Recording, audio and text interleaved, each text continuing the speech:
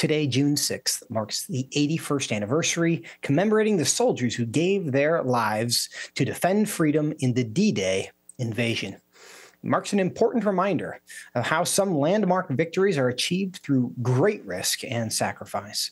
President Trump issued a statement today lauding, quote, the warfighters whose indescribable valor, fierce determination, and unwavering patriotism delivered this pivotal victory for the global cause of freedom. Now, does that sort of heroism still exist? Does it hold the same moral weight today? Here with me to reflect on this important day and the effect it's had is Dr. Marc LiVecche. He's a McDonald Distinguished Scholar of Ethics, War, and Public Life at Providence Institute of Religion and Democracy. He's also an author of the book, The Good Kill, Just War and Moral Injury, and a forthcoming book, Moral Horror, a Just War Defense of the Bombing of Hiroshima, which I'm sure will not be controversial at all. Dr. LiVecche, welcome back to Washington Watch. It's great to be here. Thanks for having me back. Not controversial at all. I'm sure it will not be, and we're going to actually wait on that conversation for a moment. But I would like just your thoughts about why D-Day is still important for us to remember and reflect upon. Yeah, absolutely. If I can riff on then President Roosevelt's prayer to the nation as he alerted the nation of the forcible entry into Europe then underway, he said the following. He said, Almighty God, our sons, pride of our nation, this day have set upon a mighty endeavor to preserve our republic, our religion, our civilization, and to set free a suffering humanity. And I think in those lines, we see encapsulated everything that is important about D-Day. It reminded us, if we needed the reminder, that freedom, liberty, life, human flourishing, the good, the true, and the beautiful are things that need to be fought for. And so we needed men that were capable of fighting for them. And D-Day represented that fact. And it behooves us to remember that. Well, at the risk of insulting some members of our audience, we keep seeing some of these polls that say people don't even know who fought in the Civil War, right? So if you would, provide some context and set the scene for us. What was happening? Why was D-Day so important in our nation's history and, frankly, the world's history? Yeah, for sure. I don't know how far back I have to go, but I will remind everyone that World War II was one of the perhaps somewhat rare instantiations in which the line separating good from evil was crystal clear. America and her allies were fighting against Hitler's Nazi Germany, and then over in the Asia Pacific, fighting against militant Japan, Japanese militarism.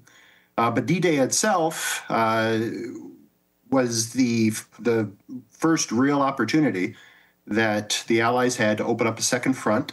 The Soviet Union was busy fighting the Nazis in the East. Britain and the Allies had already been pushed out of Europe at the very beginning of the war. And this was the opportunity for Britain, for France, for the United States, for Canada to enter into Europe. And our orders were clear. General Marshall told General Eisenhower the following. He said to cross the Channel, to enter the heartland of Germany, and to liberate Europe. And so this was an opportunity for us to do that. It was Britain's triumphal re-entry into Europe after having been pushed out. And it was the first opportunity we had to open up that vital second front to relieve some of the tension from the fight in the East, and really to begin the end of the war in Europe. Now, we remember this day in ways that we don't necessarily honor every other battle and every other victory in World War II. It feels more significant to us. At the time, did they see this as a pivotal turning point moment in World War II? Yeah, I would say yes. It's easier for us because we have the benefit of hindsight, where we know everything ultimately went well. We won. In the day, the contingency of war was still, alive. Things were not yet settled. There was no guarantee that even crossing the Channel would work. contingency was everywhere.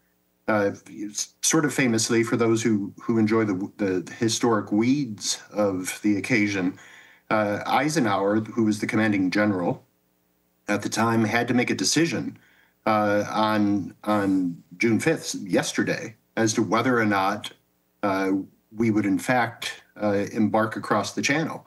They had been dealing with horrendous weather. On June 4th, he was told that the weather on June 6th would look good.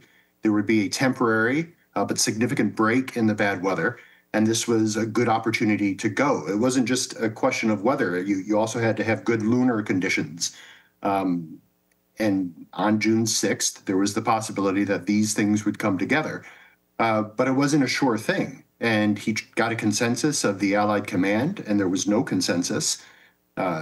So he went to bed the night between the 4th and the 5th, trying to decide whether or not to push off on the 6th. After a fitful couple hours, he decided to go. And so he reconvened the Allied command, and he, in his memoir, says he deliberated for about a minute, and then he stood up and he said, "Let's go." And within 2 seconds, the room cleared, and the final preparations for D-Day were underway.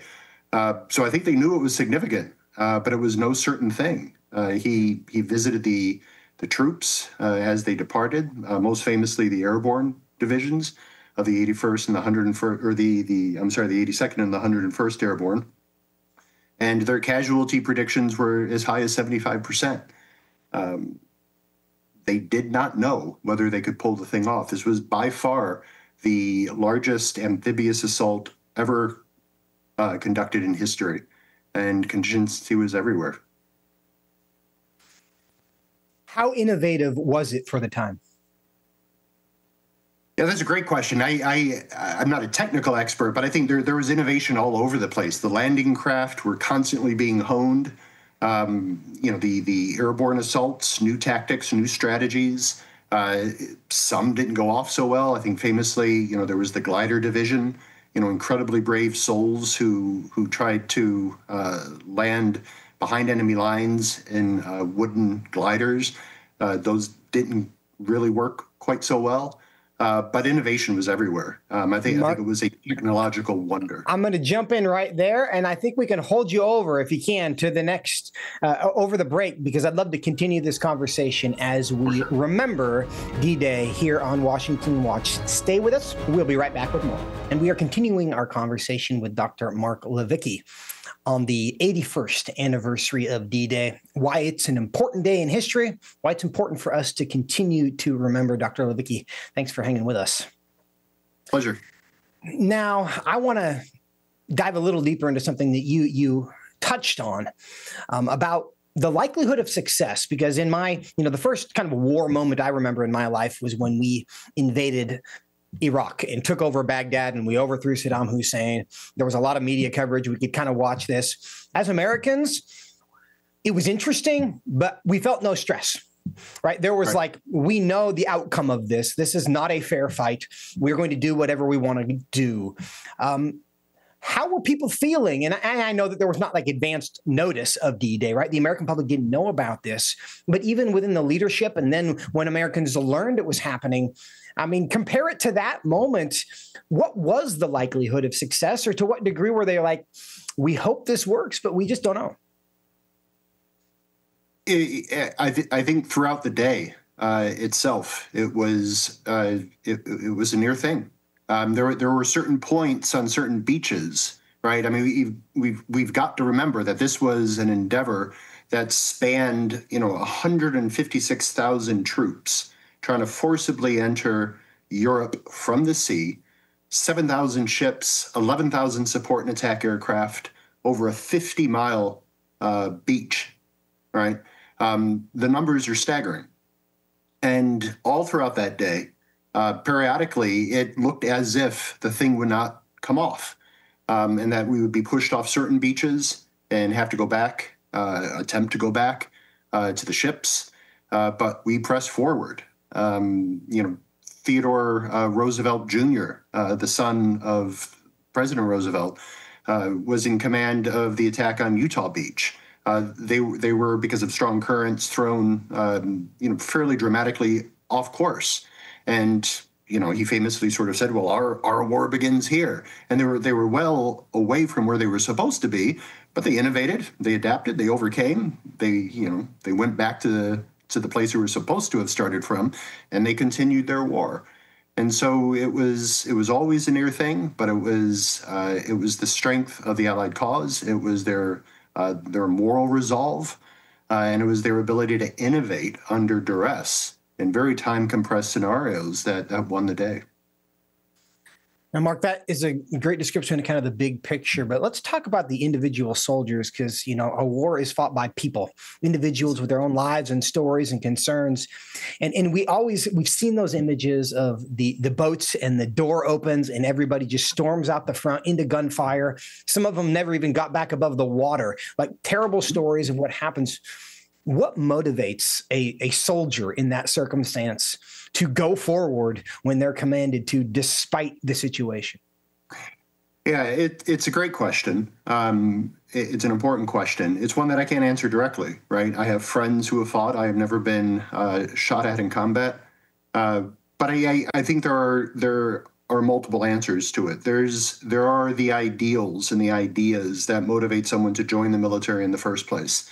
World War II, maybe many the military were already in, but there were an awful lot of post-Pearl Harbor volunteers.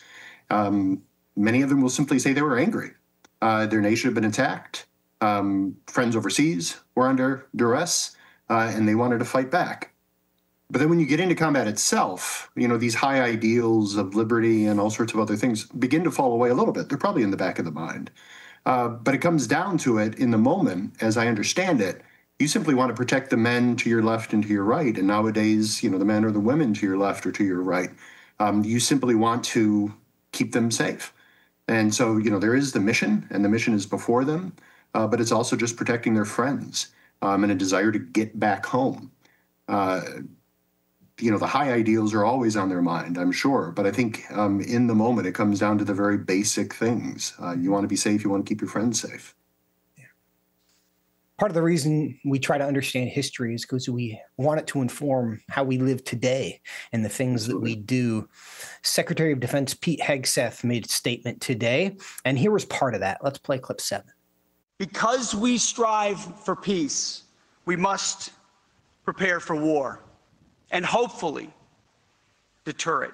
Because history is not over. Evil has not been eradicated from the globe. Good men are still needed to stand up. Is that true, Mark? 100%. That is 100% true. There are some fights that need to be fought. There is not a I'll say it this way, most American soldiers are not looking for a fight. Given their preference, they would rather live in peace. But they recognize that the choice is not always up to us. Our adversaries have a choice. They have a vote. And the just warrior is always only responding to evils that are already in place. We're not inaugurating fights. We're not starting new violence. We're responding to injustices that are already happening. And if a fight needs to be fought, then we need the ability to fight it, both as individuals, but also as a nation. And so I think a nation has an obligation, comes out of the Dominion Mandate, to cultivate that kind of power that is necessary to protect the innocent, to take back things that have been wrongly taken, and to punish sufficiently grave evil. And America in that day, on D-Day, demonstrated that when the call came, we answered it, and we were not found wanting. Our boys then performed magnificently. And I think this generation of warfighters that we've seen coming out of the global war on terror have performed magnificently. And those are lessons that must never be forgotten. Dr. Marc LiVecche, thank you so much for your time. Pleasure.